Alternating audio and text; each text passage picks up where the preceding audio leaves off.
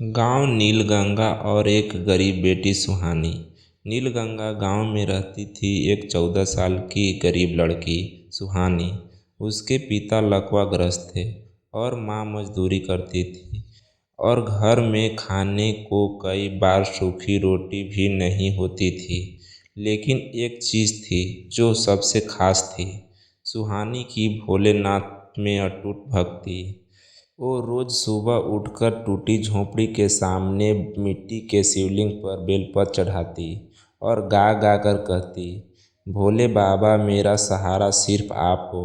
सावन की शुरुआत हुई। गांव में गीत भजन भंडारे और सजावट शुरू हुई। हर लड़की नई साड़ी पहनकर मंदिर जा रही थी।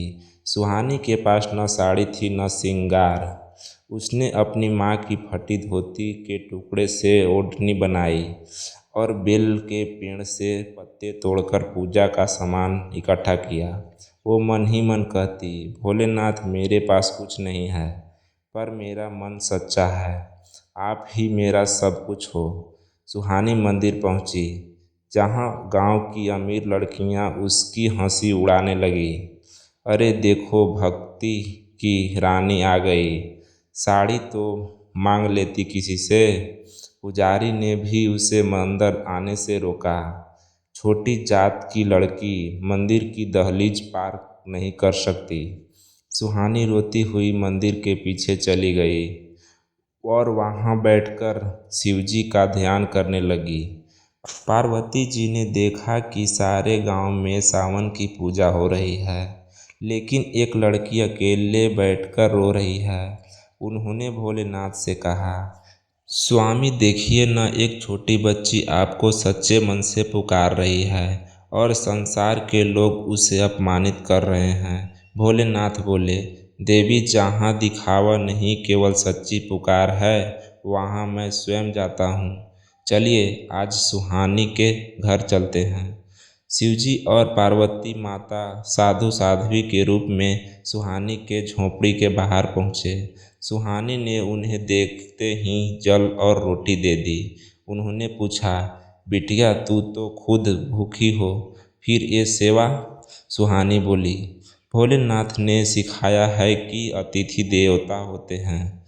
मेरे पास और क्या है बाबा, बस प्रेम है। जैसे ही साधु ने पानी पिया, पूरा घर चमक उठा।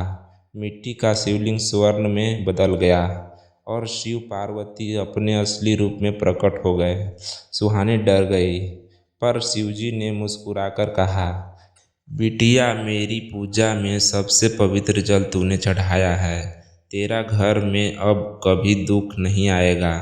भोलेनाथ ने हाथ उठाया और कहा, जहाँ इस गरीब बिटिया ने मुझे पूजा वहीं से सुख की गंगा बहेगी। तभी सूखा घर हरियाली से भर गया। सोना नहीं, भक्ति का धन मिला।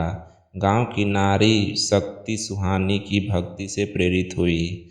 गांव की लड़कियों ने अब दिखावे से नहीं, दिल से शिव पूजा करना शुरू कर दिया।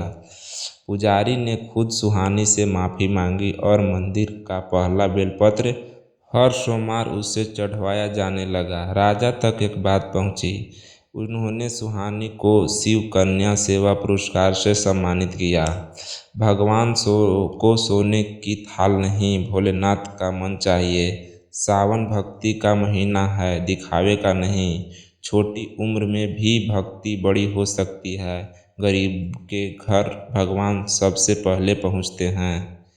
जब एक गरीब बेटी की भक्ति ने पूरे गांव को बदल दिया और भगवान शिव ने उसे नई परीक्षा देकर पूरे राज्य को संदेश दिया।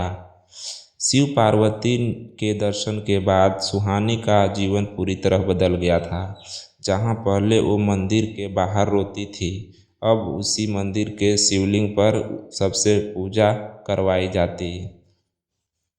लोग दूर दूर से दर्शन को आते, क्योंकि मान्यता बन चुकी थी, जहाँ सुहानी पूजा करती है वहाँ भोलेनाथ स्वयं सुनते हैं। एक दिन सुहानी ने माँ से कहा, माँ, अब मैं ऐसी लड़कियों को पढ़ाना चाहती हूँ जिन्हें भक्ति तो आती है, पर कोई उन्हें दिशा नहीं देता।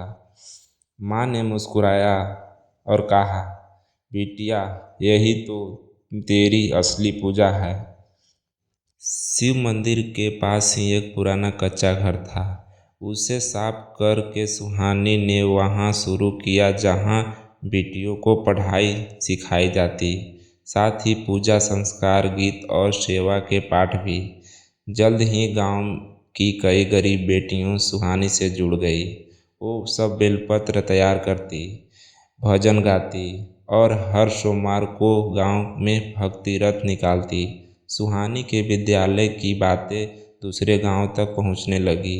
राजा ने उसे बुलाकर पूछा, बिटिया तुझे इतनी भक्ति कहाँ से आई? सुहानी ने हाथ जोड़कर कहा, राजन, यह सब भोलेनाथ की कृपा है। मैं सिर्फ उनकी सेवा कर रही हूँ।